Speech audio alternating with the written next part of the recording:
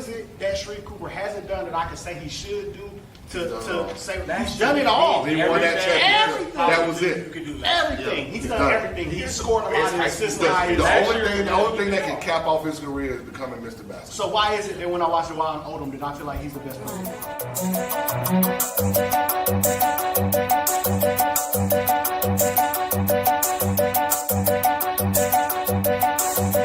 Every time I watch the Wild and Odom play, I feel like I'm seeing something special. Like I'm seeing something that I'm not gonna maybe not see again.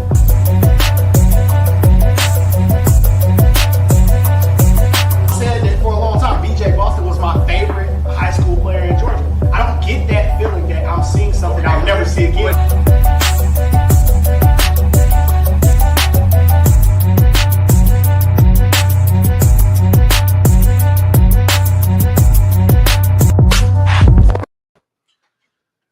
Yo, it's the Love of the Game podcast. We in the building. We got the big homie in here with us. Hey, you are officially OG status now. I like it. I like it, man. You OG status and then with us now, man. You've been here long enough. Playing in Jerusalem. You're a Georgian. Like it's official. I appreciate that, man. You can't hit me with the unk though. Don't do that. OG, I'm good with all that, but not the unk. I can't. I'm not there yet, man. Not there yet. I'm with you. We won't do unk, but you are official, man. You're a Georgia guy now. I know people laugh at me from back home when I say we and us in regards to Georgia, and they be like, "Yo, Dre, you from Louisville?"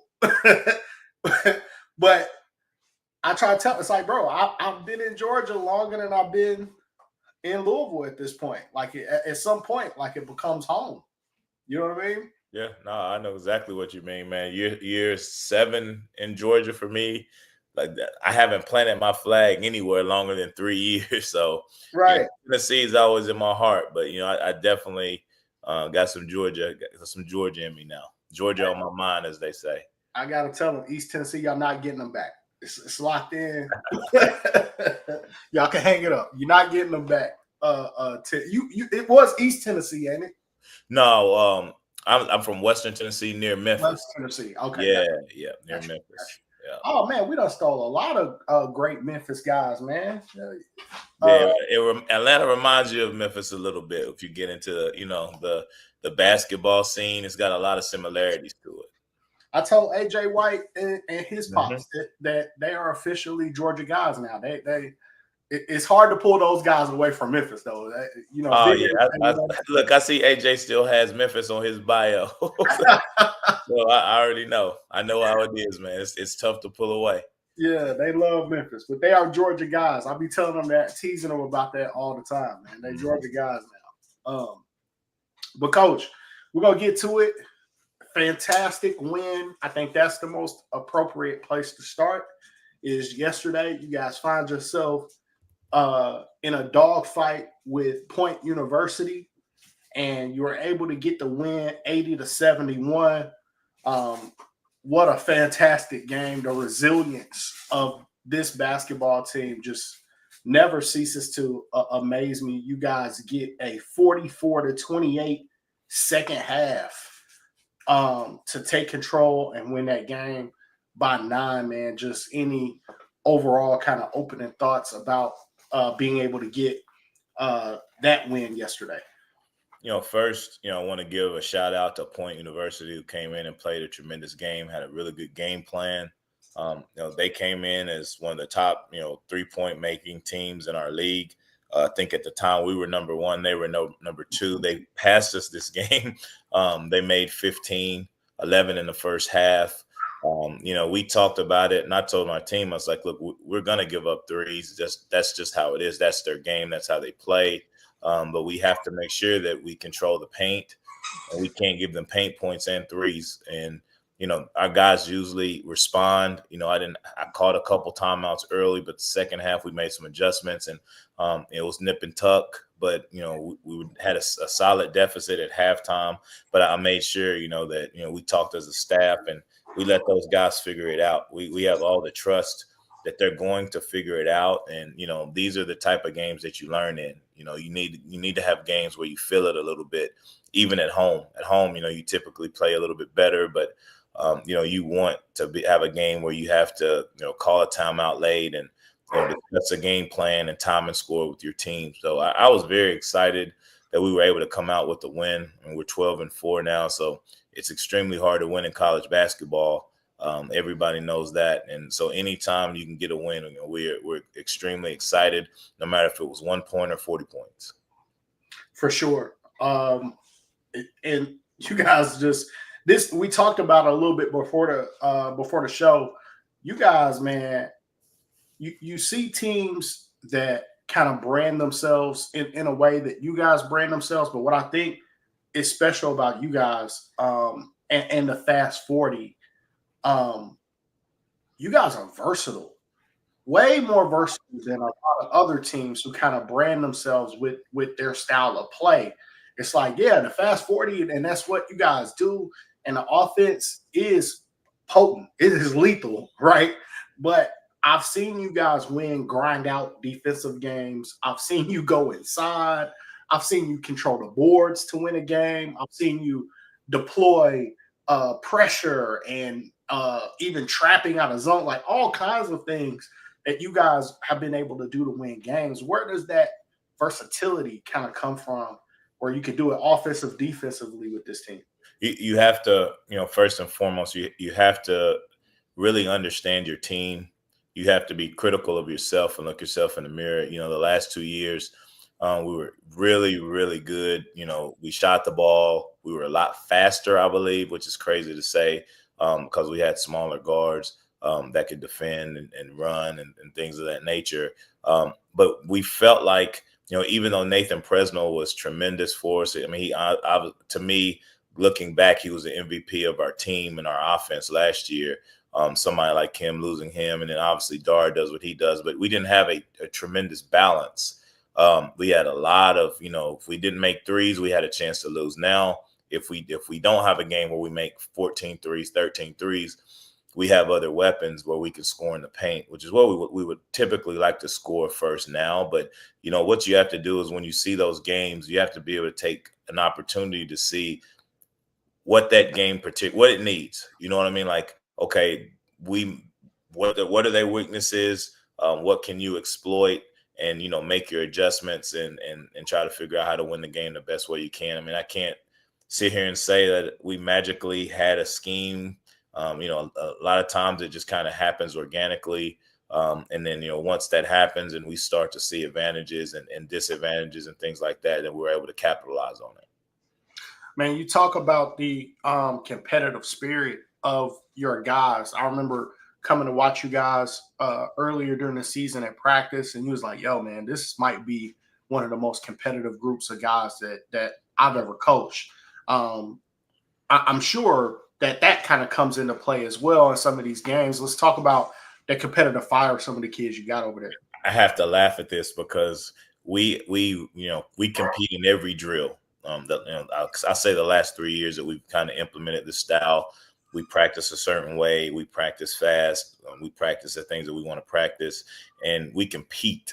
And this year, the team is so competitive, we have to take the score off sometimes because we don't get to accomplish the things that we want to accomplish. Like, okay, well, let's work on drop coverage today. And then all of a sudden they're switching and no, he's going to score on me, or you should be in the gap. Oh, no, coach, can't let him score. So they're denying them the ball. So we, and then now next thing you know, they're fouling each other. And it just gets a little, kind of crazy sometimes. So we have to, as a staff, we realize like this is a different team. We have to compete when we can, but they don't like to lose. No one likes to lose. But, we've had 4 losses against, some really good opponents. And the next day at practice, like the focus and how much they're locked in, it tells me like that they don't like losing. Like they do not like to lose.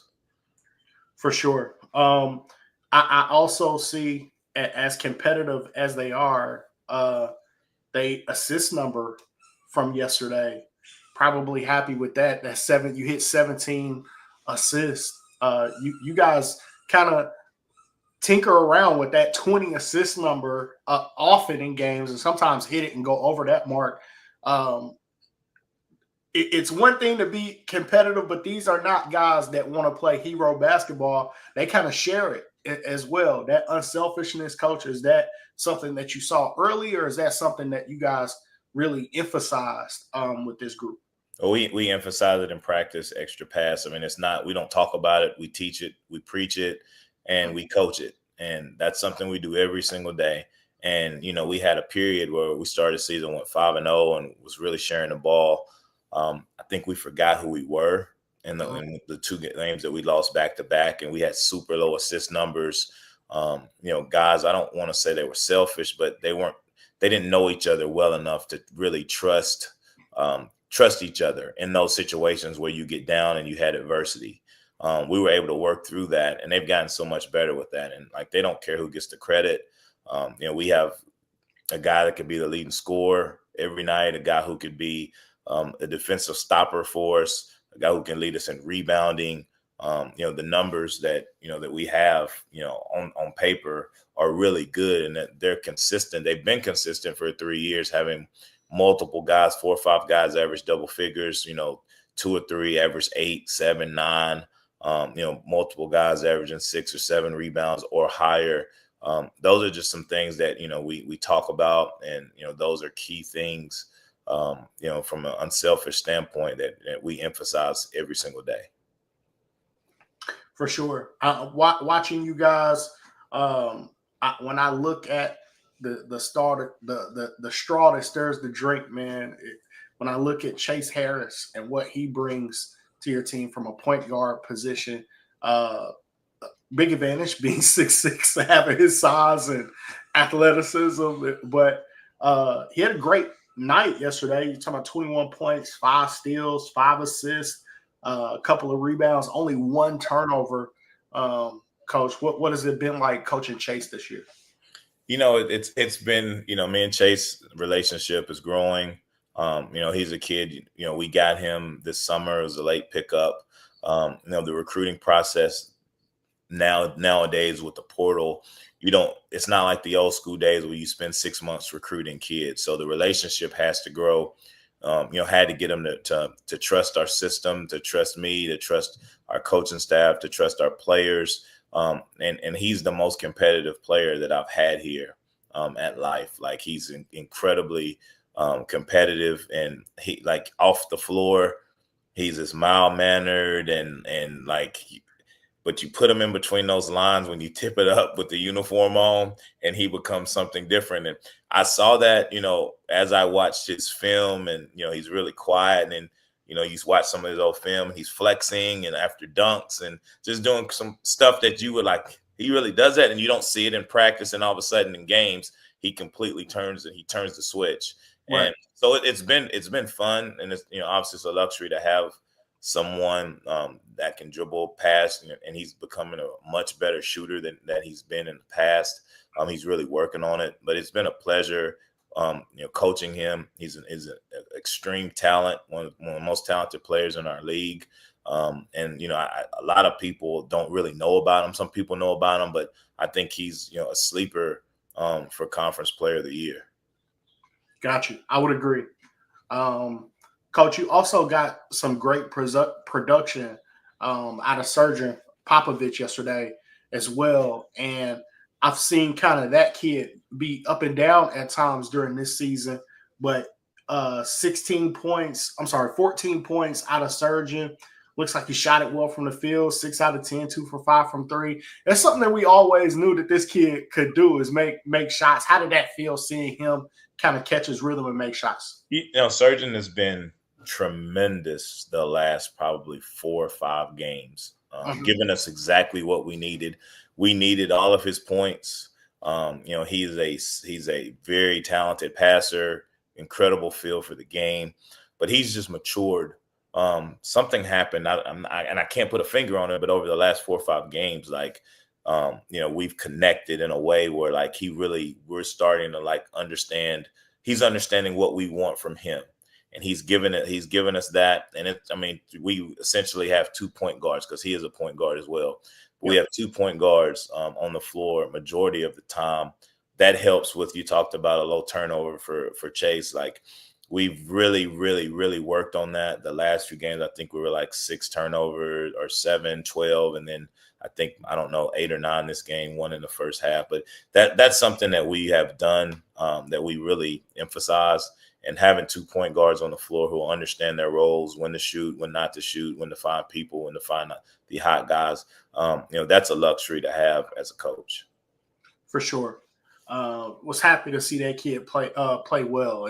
Know that he can score the ball every time the ball leaves his hands. I'm actually surprised when it doesn't go in. Yeah, he can play, man. He's a really good shooter. So, man, we'll round it out with yesterday's game. What I always like to talk about Johnson and Johnson. I talk about them together all the time, but Tyreek and Cortez, another very efficient but highly productive contest for both of those guys. It seemed like with Cortez, no matter where you put him, he's going to get close to double-digit rebounds and defend the rim.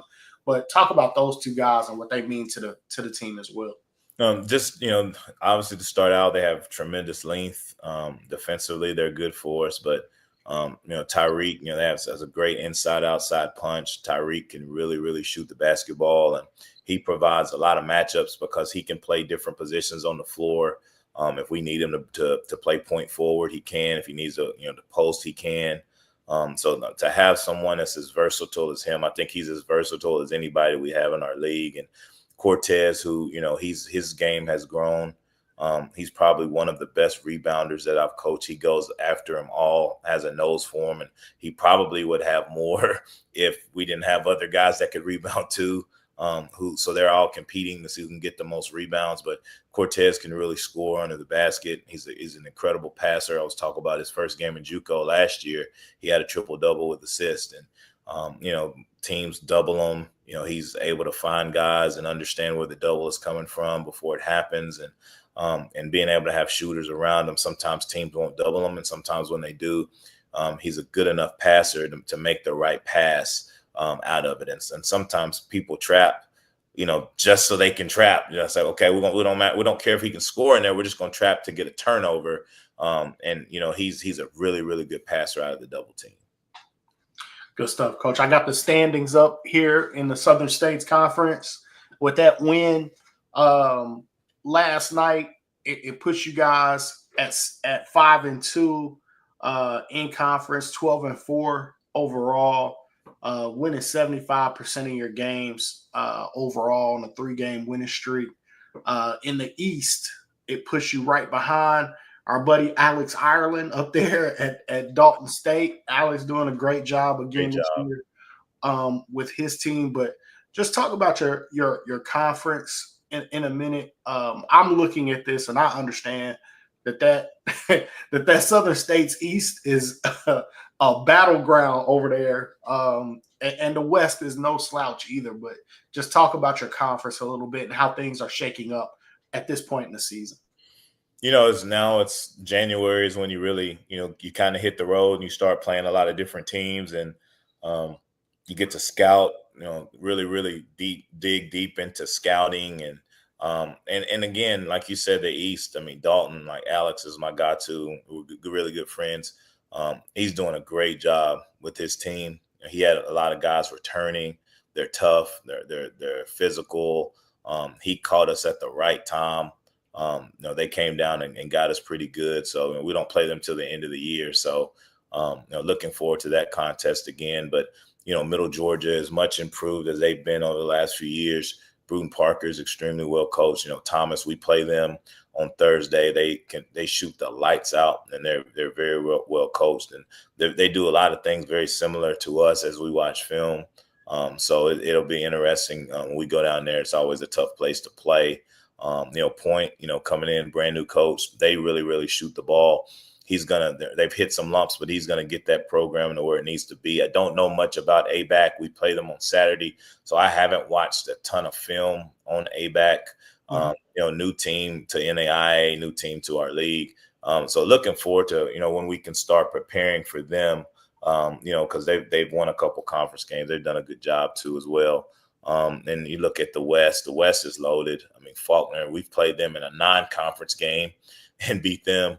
I think that was the largest deficit that they've had. But, Coach Sanderson is one of the best coaches in our league. And, he's a veteran. He's done a tremendous job over there. And they didn't have the year that he wanted to have last year, but now they're starting to roll a little bit. Yesterday, they got a big win against Mobile. Mobile, they got us to early in the season. They've got a guy's returning player of the year.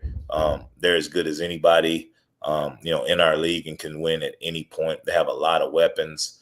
William Carey, we didn't get a chance to play them last year, but they're right there. Like they're a team that could win our league and make a run in the tournament. They have some really talented players and some guys that can shoot. UT Southern just added a guy at the Christmas break that's averaging around 21 points a game in his first three. His first game was against us. We didn't see it coming, and I'm looking at my assistant. I'm like, wait a minute, why is he not on the scouting report? Like, who is this guy? Like we had a question at halftime. Who was number 11?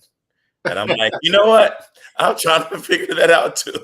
That's a very good question. But you get those teams. Obviously don't want to leave out Loyola and Blue Mountain. Loyola is a team that was picked very high. In our league to finish in the top 3 or 4.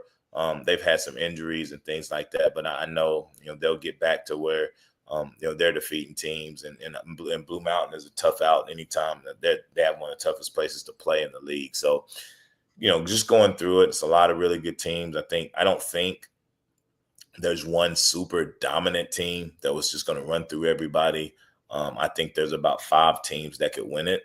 To be completely honest, 5 or 6 teams that could win it, and there's a couple teams after that could sneak in and get some teams.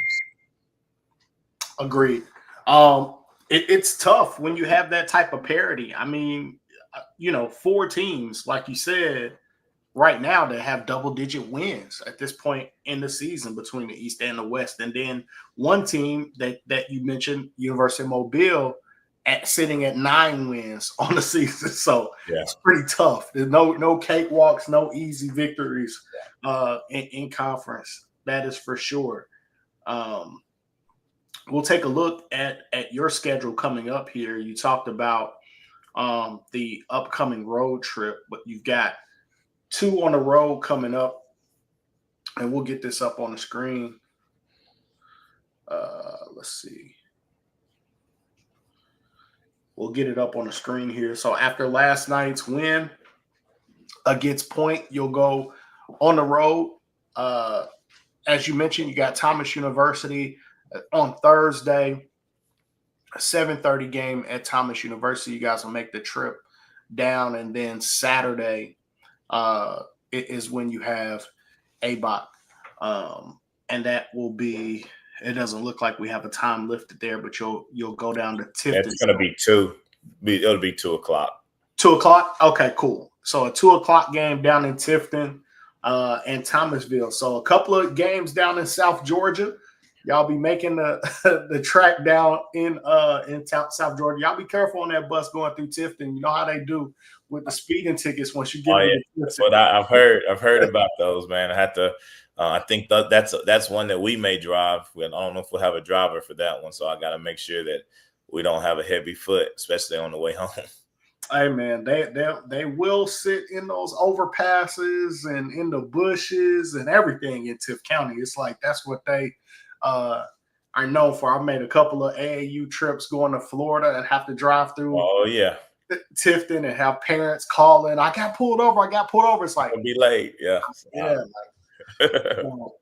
But no, a couple of trips to South Georgia should be some really good basketball. If we want to highlight the Thomas University game, and you'll have them back to back, it looks like right here. So you'll get them on the road January 9th, which is this coming Thursday. But then next week, it looks like, or actually 2 weeks away from, you'll get them January 18th. You'll get them at home. So they'll have to come back up here on a Saturday and return the favor and play here in the Nest. So, Coach, when it comes to these road trips, how much do you guys change, your schedule based on where you're going? Do you kind of keep everything the same when you're going on the road? I know it can be different when it's a down and back versus when you have to stay. How does that work for your team? Well, we're very fortunate that our AD put us in this conference.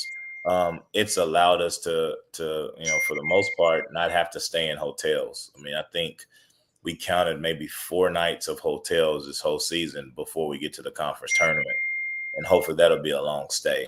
But so, I mean, when I came from Division One, my first year, I always laugh about it. I blew through the budget. I mean, if it was a 4-hour trip, 3-hour trip, we were staying overnight. Realize you can't do that. At this level, you don't need to. And just, I think, with some of these week games, it's a 7:30 game. You got to be creative. You have to check out. Then you're sitting in the hotel all day. And it just, for me, I'd much rather just get guys up and get them up early. Take your time. If it's a longer trip, take your time, stop, stretch your legs, get back in the van or get back on the bus, and then get up there, take your time and get there and be ready to play. It saves a lot of money. I just think for us, it's worked the last few years. And, from a scheduling standpoint, we try to play as many home games, non-conference as we can. I just think I like to do that for our fans. And, we have, Georgia kids, and they get a chance to get their people to come and put a product on the floor for our fans, the local fans that like to come out, because we do love our gym and we love our fans. And we think it's a very good place to play. And a lot of teams like to come to play in Atlanta. So we don't have a hard time getting teams to come play us, but we're very strategic about, where we go on the road, when, and especially if it's a non-conference game. For sure. Coach, do you get an opportunity to have a walkthrough or things like that? It seemed like you would if you were staying overnight, but like you said, kind of on a down and back, you kind of have to go ready and prepared to lock in and play in that case. Or do you guys get an opportunity to kind of have a walkthrough once you arrive? Well, no, sometimes before we go on the bus or the van, we'll do some walkthrough.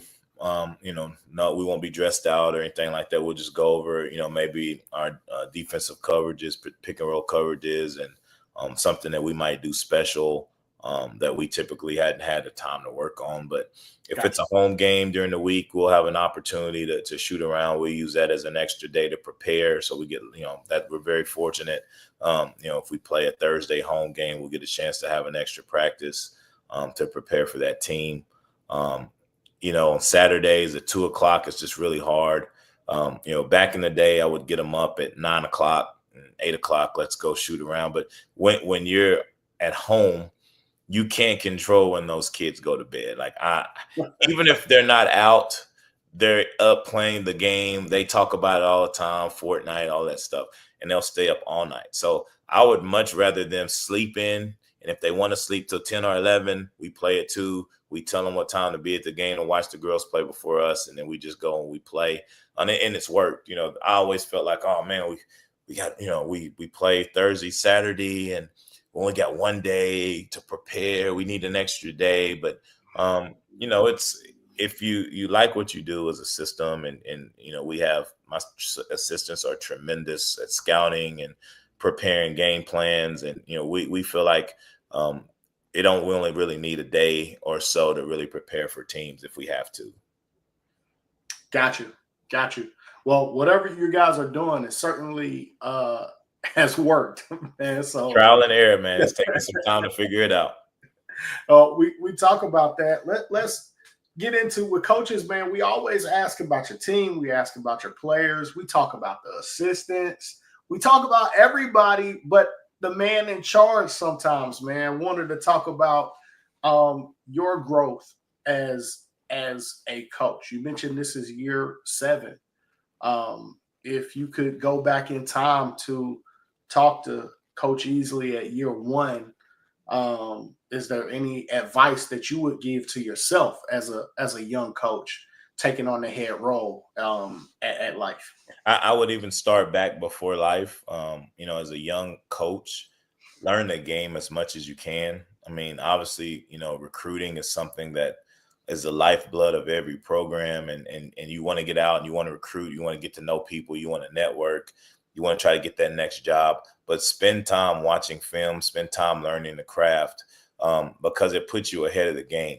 I would say for me, I spent most of my time, recruiting. Yeah, I do a scouting report here or there when it was my scout. But other than that, I wasn't watching a ton of film. I was finding the next guy. I was recruiting. I was, networking. I was talking to AAU coaches. And so I think, if you spend a little bit more time on the basketball part of it, it'll help you when you get your opportunity. For me, if I could say year one, what I would tell myself is, it's never as bad as it looks. It's never as good as it seems. Now I went back and I watched the game. I'll never forget this game. Like it'll always stick with me. We were my second year. We'll go back to the first year. We finished in the conference championship, lost in the conference championship in year one, won 19 games. Second year, we started out 9-0. So I thought I had it figured out. It's like, I'm getting ready to get a D1 job. I got it rolling. And then, we're ranked 15th, number 2 defense in the country. We played Pikeville, number 1 offense in the country. They're ranked like 8th. So we go up there. It was our first road game. And we get down at half, and I absolutely lost it at halftime. Like, I had this unbelievable speech prepared, pregame speech, and took me a week to write it. And it was like something from a movie. And, then all of a sudden you're down at halftime by like 13. And so I absolutely lost it, but I felt at that point like I made it about myself more so than it was about the guys in that locker room. And ironically, I've gotten so much better at that. And I watched that particular game, and I watched the first half of that game last week during Christmas break, because, as you work on yourself as a coach and you see it, it's like, man. So I went back and watched that film, and I'm like, I was embarrassed because, like, we actually didn't play bad outside of a couple, bad shots. We ended up losing by 8. Yeah. So, we could have, if I would have put those guys in the right mind frame, we might would have won that game. So we ended up losing 8 straight after that too. So I lost the team as a coach. Yeah. You don't recover after that. And then you have the COVID year. So you're continuing to play catch up and find yourself as a coach. So, you always have to put it in perspective. Those guys out there, they want to win. They need to trust you, but they want to win, and they're not trying to lose. And, as long as you got some really good guys and you recruit really good guys that, have the same vision that you have, you can win. Like, who are you going to lose? Who are you comfortable losing with? Those guys that we lose a game, I know it's not the end of the world, and I know we'll rally back together and we're connected. I've had some teams where you don't want to lose with them, and it's tough to win with them, but you definitely don't want to lose with them too. So that's a long-winded way of just saying, just keep everything in perspective and really, really work on your craft and learn the game. Like that's something that's important, because if you don't and you don't evolve and you don't adapt, you'll die. You don't make it in this business and stay in this business for a long time if you can't adapt to the changes. For sure.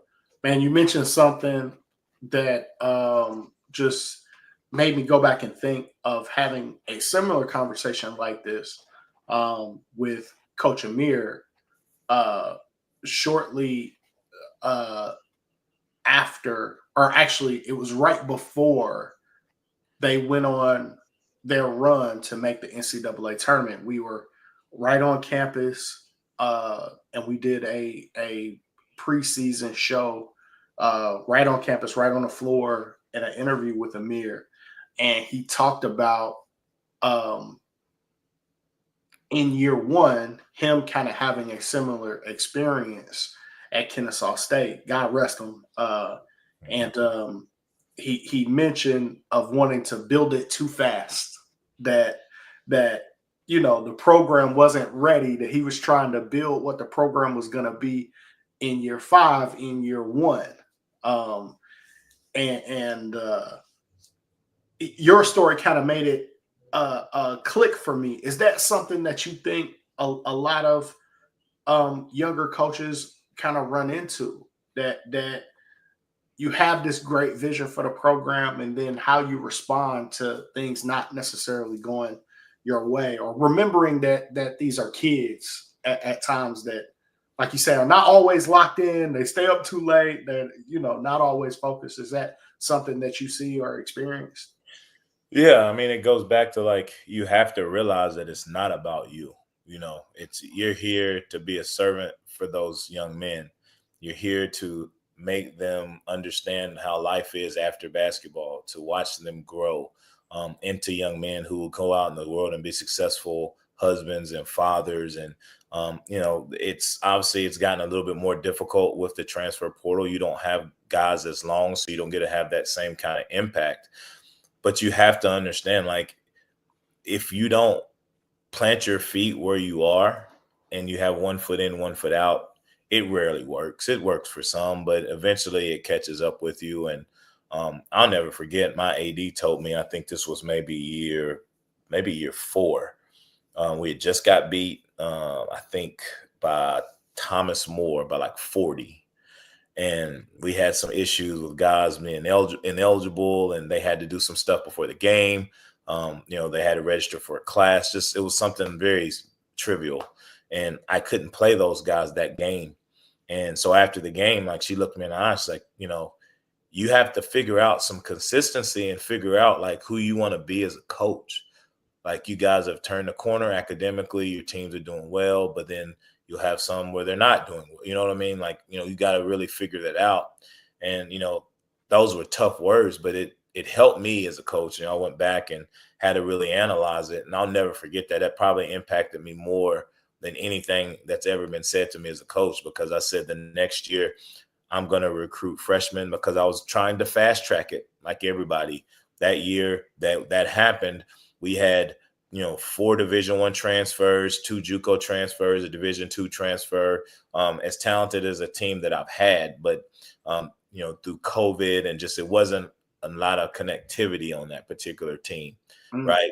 So I said, I'm gonna just get young kids, and at this point, transfer portal wasn't crazy, but get young kids and just build it. I don't care how many games I win, but I'm gonna get kids that want to graduate, kids that want to do well in school. And it just so happened that year was the first year we implemented this system, and we won 20 games and got to the national tournament and started 3 freshmen, a sophomore and a junior. So, and that's when it started to click. That you have to get the right guys. I know high school guys, obviously, you don't always get to pick who you have. Yeah. But for the most part, for colleges, you get a chance to pick. So a lot of times, we turn down Division I transfers all the time, Division II, whatever, because they just don't fit. You got to fit what we do, not just from a basketball standpoint, but we don't want to bring anybody in here that is not interested in getting their degree. Like, that's a non-negotiable. You got to walk out of here with something. That's like Denzel Washington said, I'm leaving here with something. Like, you're gonna have to leave here with something. So that's a beautiful sentiment, man. I gotta ask you this. I've had conversations with a lot of people where it just felt like the amount of people who did not care about, or didn't power. Let me say, I don't want to say they didn't care, but it wasn't as high of a priority, getting a degree, as it used to be. And I'm speaking from talking to parents. Even when I look at the decision making, I'm seeing a lot of basketball decisions being made, and academics is getting left by the wayside. I'm hearing a lot of conversations about portal and transfer, and not a lot of conversations about, will my credits transfer? Do they have my major? What does this mean for me academically? You're on a recruiting chair, and you're talking to kids and parents a lot more than I am at this point, for sure. Do you feel like that is something that for a lot of parents is, or more than what you're used to, is being left by the wayside as far as the conversation about academics and getting a degree, and then what you're going to accomplish after basketball? Yeah, to me right now, it just seems like guys just want to hoop. It's become Yes. universal. The NCAA hasn't made that any easier for us coaches to try to build teams, and I get it. Like you get your market value, go make your money. I get it. You know what I mean? But Mhm. everybody's not going to the NBA. Everybody's not going to play overseas.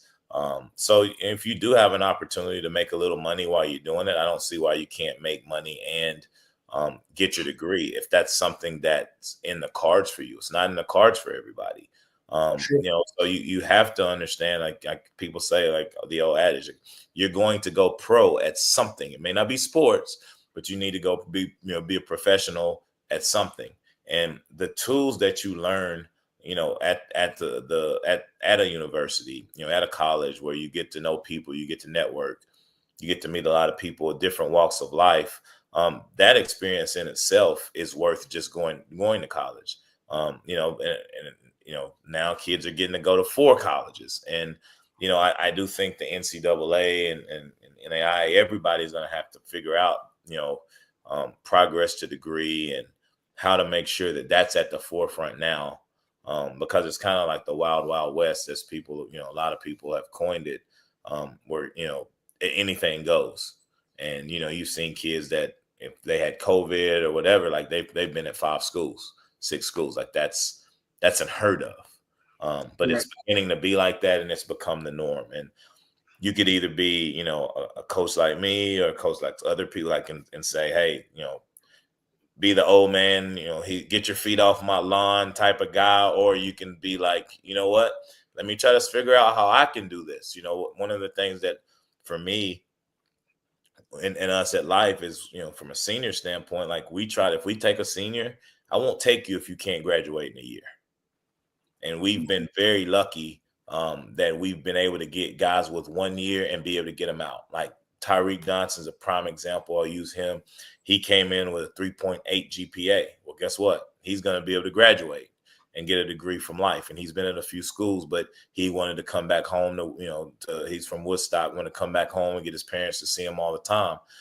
So you have to figure out ways to do it. You can't, again, what am I doing? What kind of service am I doing if I'm going to use a kid for a year and he can't get his degree? Like we're not about that here. I'm not about that. Like grades are super important here for us. So you just have to be able to adapt. I love that, Coach. And I think your answer is perfect.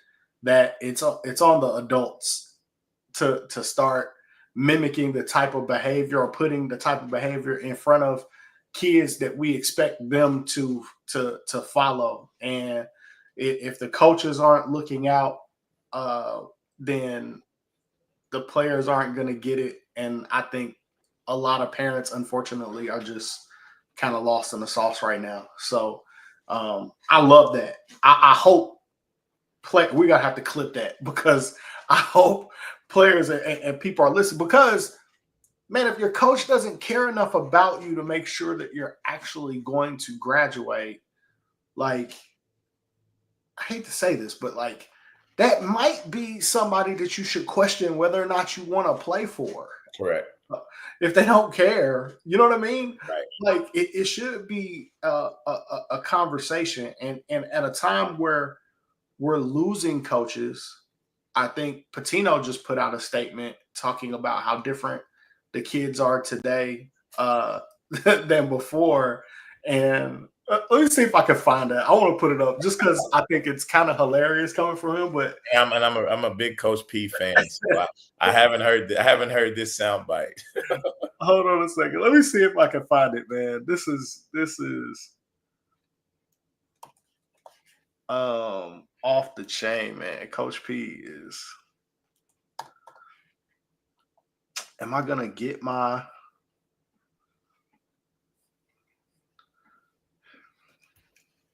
Okay, there we go.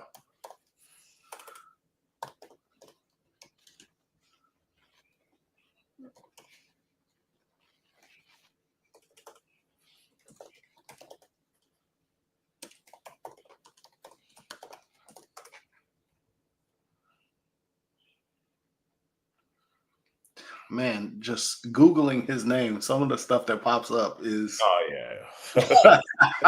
if I put this if I showed you what the first Google search was, Oh uh, man. and that's my guy, man. That is my guy. I don't even want to do that to coach like that, Yeah. but I'm gonna try to find this quote because I think it was relevant. Um,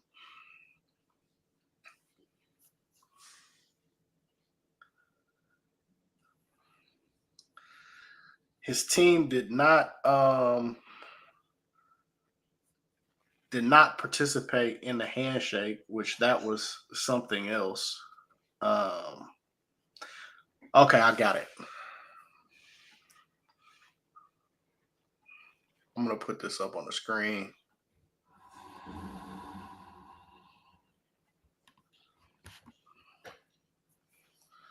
Let's see if I can make this bigger. There we go. He says, young people today are different. I'm struggling with it. I'm not quitting like some coaches, but I'm really struggling right now with a lot of things. Listening, the work ethic is great. The listening is really bothering me. Coaching this team will age me about 20 years. He went on to talk about the fact that for New Year's, he gave up drinking, but he's gonna go back on his New Year's resolution because of coaching this team. But what I took from that, he mentioned kids being different today and a lot of coaches quitting. And I wanted to bring that up because we saw Jim Larinaga just recently decide that he was retiring pretty abruptly, by the way. I am happy. It doesn't seem like there's a health issue. Right. So I was really, really scared for him when he first announced it out of the blue. But we've seen other coaches. Coach K, no longer on the bench. Coach Williams, no longer at UNC. Coach from Virginia. Jay Wright. Yeah. Bennett. The list goes on and on of some titans of the industry deciding to walk away. So when I think about these statements from Coach Pitino and talking about young people being different, and you still talking about, nope, there are still coaches that have to care about some of these things, and we have to adapt to, not only today's types of kids, but today's types of parents, and we have to continue to reach these young individuals, these young men. What is it that continues to drive you to do this type of work when we talk about so many great coaches that are walking away from the game right now? And I'm very, very competitive. I have a chip on my shoulder. Like I've always grown up with a chip on my shoulder. So like I'm going to try to figure it out. Complaining, like I love coaching. And again, I don't have to deal with the same things that they have to deal with from the NIL and people coming in asking for money and things of that nature, but I consider myself, I was coached by an old school coach. I worked for old school type coaches that, or I won't say authoritative figures, but that, it's my way or the highway kind of, you know what I mean? And you still have to have, you still have to be able to instill what you want to in your team and implement it and get them to do what you want them to do. But you have to sometimes now go about it a little bit different. And you have to analyze that. Like kids today are not going to, hey, you better do this. Or guess what? They'll just leave and they'll go get money somewhere else. Like you can't do that. You have to be able to try to reach these kids now. And you used to could scare them, especially at that level. I was at that level, the Division I level. You can scare a kid because they weren't going to transfer for the most part. So you could scare a kid by saying, if you ain't going to do this, you ain't gonna play. And then again, you don't have to. You just don't play them. They don't do what you ask them to do. Don't play. You know what I mean? Mm-hmm. Yep. But being able to adapt and try to meet the kids where they are is probably the biggest thing. And again, I don't have this thing figured out. No, if they say they got it figured out, they're lying. But I can see the old school coaches that have been doing it for a long time and done it a certain way. The authenticity of this whole entire landscape is completely different. And for me, even saying like, being a Division I assistant or head coach, I couldn't imagine the stuff that some of these guys, and I have really good friends on that side as well that I talk to all the time. And some of them are like, man, you have no idea what goes on. Like, this is crazy. So hats off to them for trying, but also hats off to the ones that are adapting and trying to figure out, ways to stay in the game. For sure. I've heard stories that kids are now asking for money just to come on a visit. Yes, I need $10,000 to come on a visit or more. That's real. No, that's real. Answer the phone and it's a conversation. Hey, coach, how much you get? Oh, okay, cool. Y'all give NIL? Oh, okay. And then you never hear from them again. That stuff is real. It's real. Relationship is out the window now. Yeah. You could be as skilled as a recruiter as they come, but it don't matter if the dollar signs aren't measuring up. It doesn't matter. Now, granted, you still have to have a level of that because the way it works now too is the relationships that you have. People will help you, and now it goes deeper than AAU coaches. Now it's agents, and agents are not going to send players to different schools if they don't have a relationship with them, because obviously they want to get the kid back.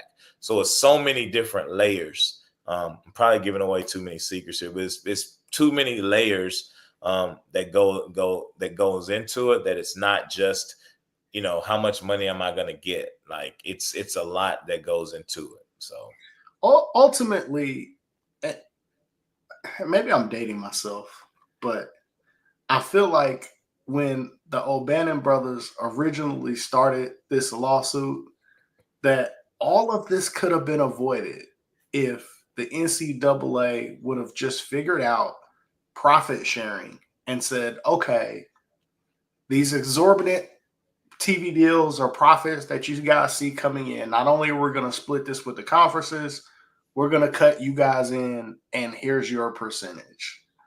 I feel like all of this would have been eliminated had the NCAA decided. Sounds easy, right? You would think that's a great idea, and I'm with you. I mean, the part of it of you look back on, you can't make more on a job than you do in your scholarship. I mean, it was, if you really look at it, really look at it, it was absolutely crazy. But I personally think, and it's not a popular opinion, but there needs to be some type of cap. You hear the coaches can leave anytime they want to, and they can da. Well, coaches have buyouts. Coaches are professionals. Like, coaches have gone through school. They've done, so that's a job for an athlete. Yeah, you consider it. It could be a job, I say, especially now it's pay for play for the most part. But I do think it, in my opinion, like, you sign something and you pay the kids their money and they want to leave. It's a buyout. You got to stay for 2 years. I mean, I think something has to be in place because you just seen a kid go in the transfer portal for football. I don't remember which team, but it may have been Oregon or whatever. But say he's going to stay in the transfer portal. He won't be there long. He's not leaving. I heard this on the radio. He's not intending to leave. He's just intending to get more money. And he's going to go back. That I don't know this to be a fact. I heard this on the radio. Wow. I'm like this is what it's come to. And it's just, it's outrageous. I'll say that. And that's why I really like this level, because it's now a lot more pure than it used to be, than it is at the other levels. It's really pure basketball. Mm-hmm. And all of those guys are chasing to get there too. I get it. You know what I mean? Yeah. But at the same time, it's like it's still pure, where guys are playing for the love of the game and trying to to win and play with their friends and get degrees and go on and to be impacts in the world one day. For sure.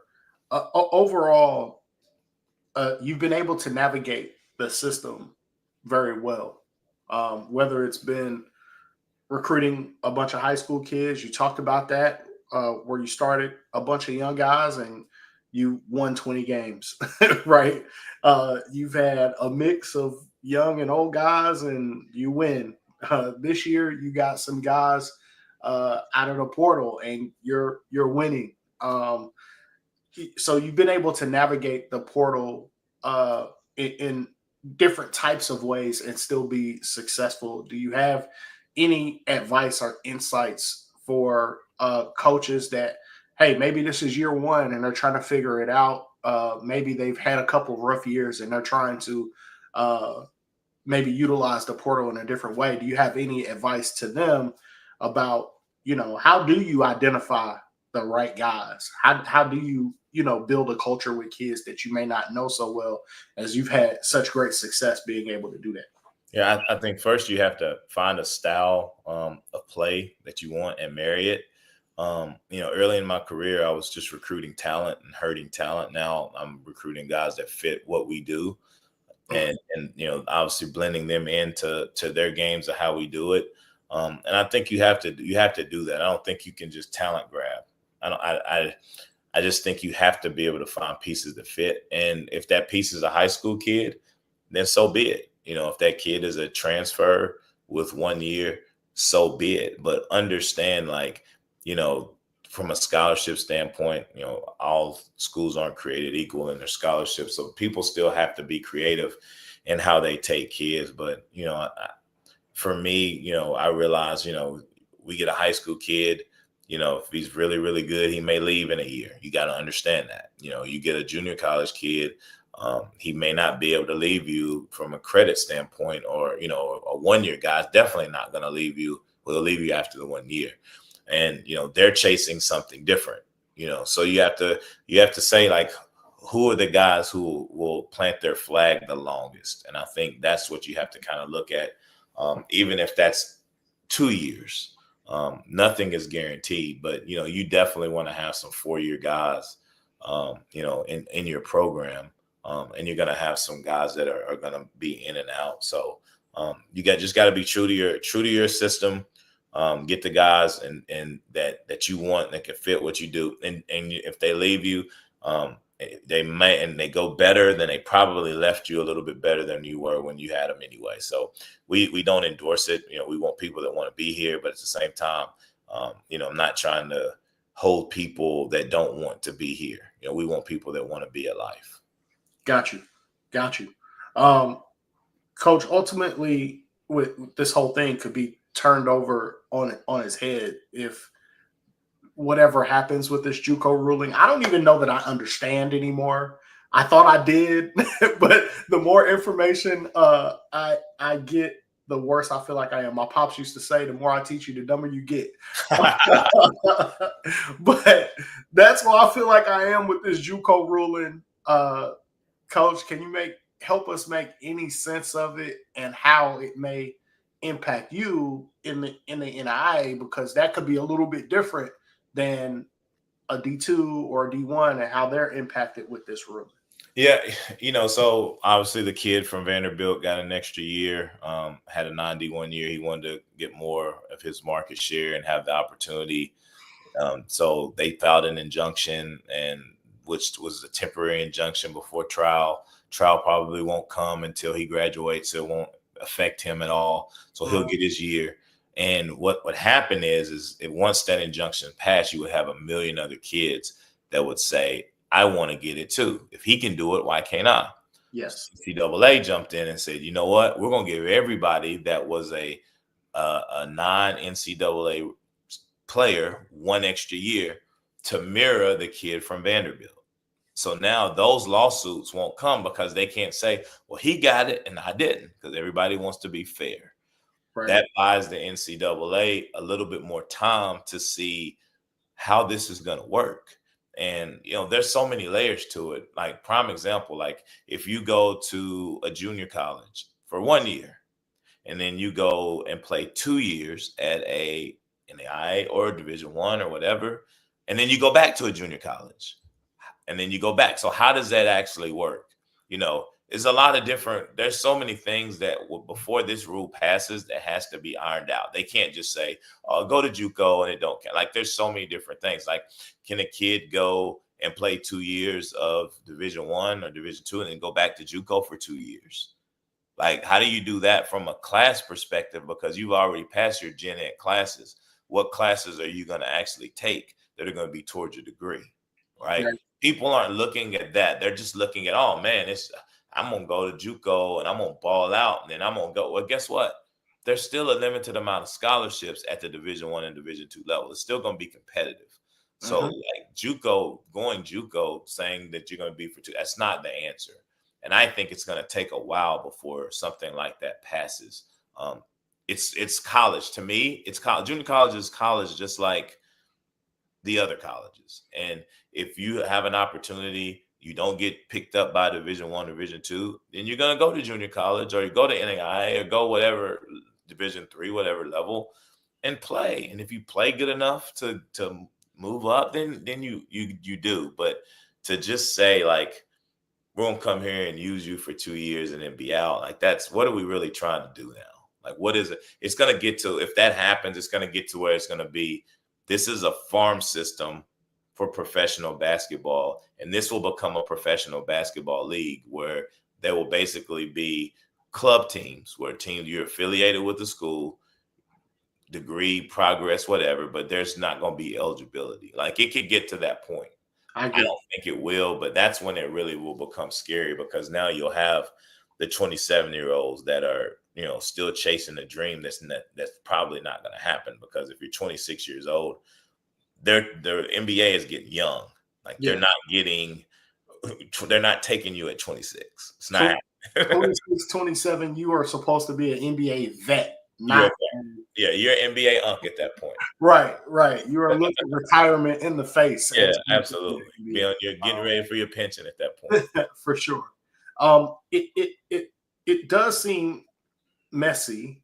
I don't know if that means for NAIA, if you have players on your roster that went JUCO and they get a additional year, does the NAIA follow the NCAA rule and say, okay, well, we're going to give NAIA guys an extra year if you win JUCO?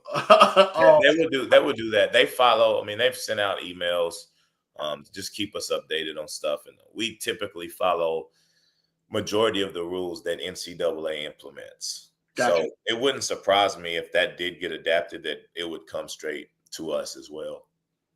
Wow. So, yeah. Wow. Okay. Well, high school kids, buckle up, because if that's the case, life gets a little more difficult. It gets a little difficult. I mean, I know obviously I have 2 athletes myself, so trying to help them navigate through this stuff has been very difficult. For sure. Pack your patience. Yes. As I say, you can work your way through it, but you got to understand. Understand and adapt. Yep. Yes. So, Coach, we talk about that, and while we're on this extra year thing, I know you and I have spent some time talking about the reclass politics that go on at the younger levels. We're talking about mostly guys in high school, and then guys a little bit younger, as we saw Cooper Flagg reclassed up. AJ DeBansta reclassed up. Tyron Stokes is looking into reclassing up, I'm hearing. Now, whether or not they're reclassing up or reclassing back to their original grade has been a long discussion. I mean, back since Andre Drummond. Like, we could go all the way back. This has been happening for a very long time for people who don't know. What are your thoughts on some of the reclass conversation and what you've been hearing out there? Man, it's crazy. Reclass. I'm living it right now. I have two friends that are very close to me. One's a relative, one's like a brother to me. They reclass their kids. One of them is one of the top girls basketball players in Tennessee. The other one just signed to Pitt this year, and he reclassed. And he told me, he's like, "Hey, man, it's probably the best thing that you could do." And I wasn't all into it, but we reclassed my oldest son. He was at his first football school. I didn't think he got what he needed. So we reclassed him and moved him to another school so he could get an extra year to learn. I think it's been the best thing that's ever happened to him. It's not for everybody, but, he has had a little college recruitment.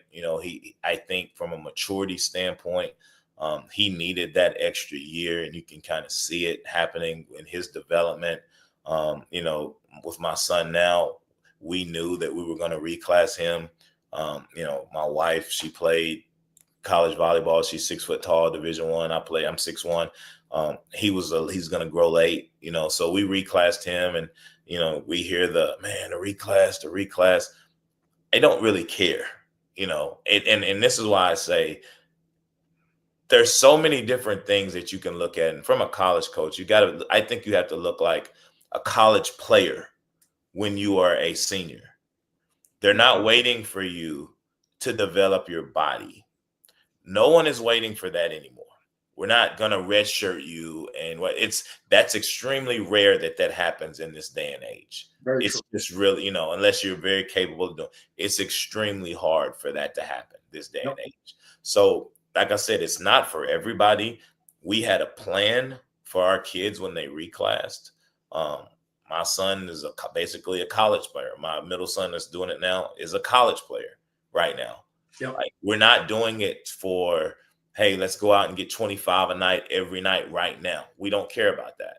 We're worrying about what's going to happen with the climate at 19, because guess what? Now with the climate changing the way it is, you might be more beneficial to reclass if you can. And again, a lot of people think, oh man, these kids are just doing it so they can go and they can dominate their dad.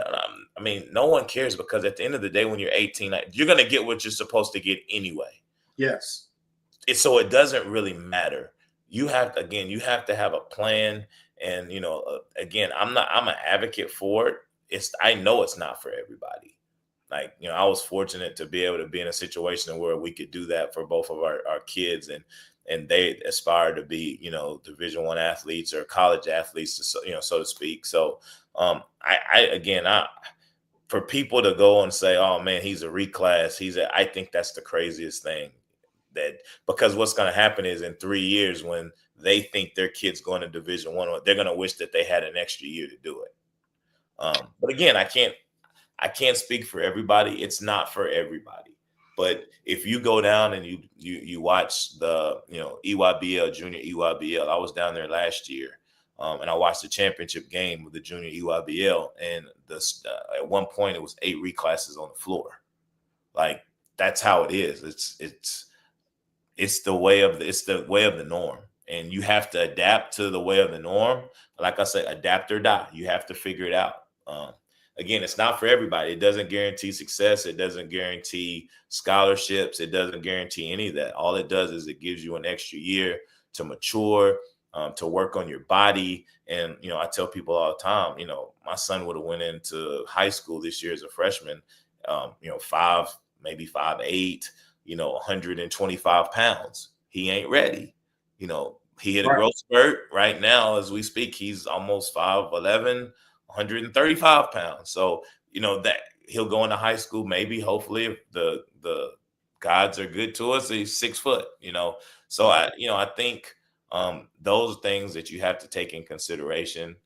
Nothing is guaranteed, but I am a very, very big advocate of, if you can do it and it makes sense for your family, your child, that's something that you should consider. I would agree. and I would say it from a different perspective.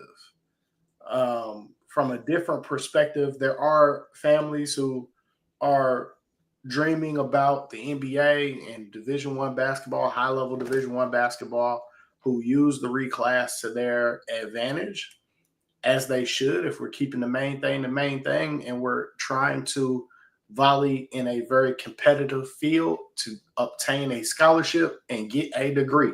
If that is the focus, you use all the tools that are available to you to reach and accomplish that goal. But I'll speak from a different perspective. My son reclassed, saved his basketball career.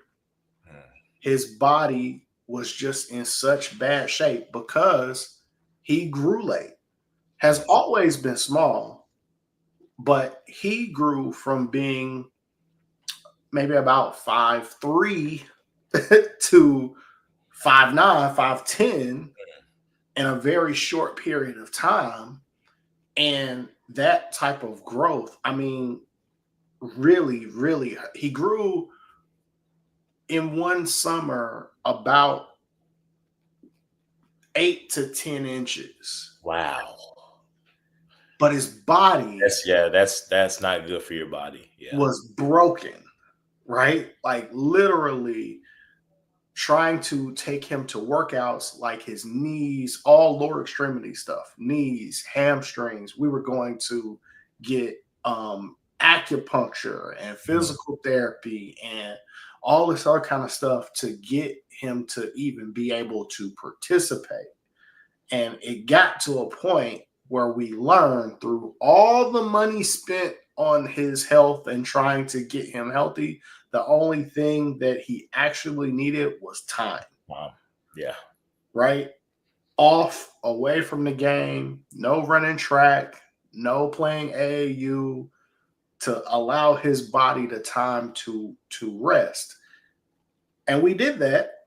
And it took him a while to get back in gear, right? But he was able to be a varsity basketball player, and he's now playing Division III in college, and he is only able to even have that experience of playing college basketball. And I will tell parents, it does help your kid finish school. If they were a basketball player in high school, for them to have the opportunity to be a part of it in college, me and him talk about it all the time. It helps. It 100% does. I have 2 degrees, and they're all because of basketball. And I'm completely honest. I was not a straight A student. I didn't love going to class.